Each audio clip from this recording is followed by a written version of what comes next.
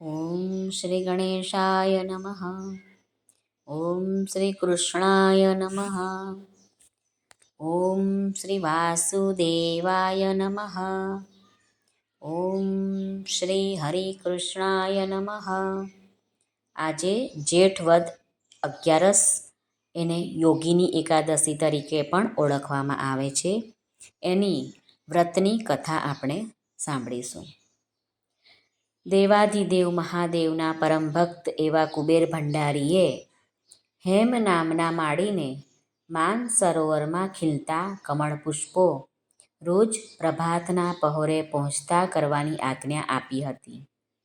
હેમ નામનો માળી પ્રાંતકાળે પૂજન સમયે રોજ કમળ પુષ્પો લઈ આવતો અને કુબેરજીએ પુષ્પો વડે શિવજીનું પૂજન કરતા.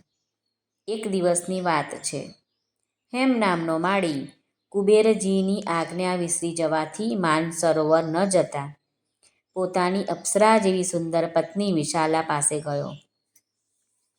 પત્નીના મોહમાં પૂજાનો સમય વીતી ગયો, તેથી કુબેરજી ક્રોધિત થયા અને તત્કાળ એક યક્ષને માળીને ઘેર મોકલ્યો. યક્ષ જઈને પત્ની સાથે વિલાસ માણતા માળીને પકડી લાવ્યો. ક્રોધિત થયેલા કુબેરજીએ માળીને શ્રાપ આપ્યો.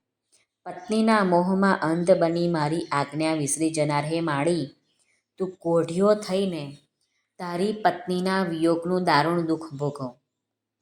કુબેરના શ્રાપથી જેના રૂવે રૂવે કોઢ ફૂટી નીકળ્યો છે એવો હેમ નામનો માળી વનમાં ભટકતો, પત્નીના વિયોગમાં રુદન કરતો, રખડતો રઝળતો હેમાદ્રી પર્વત પર આવ્યો.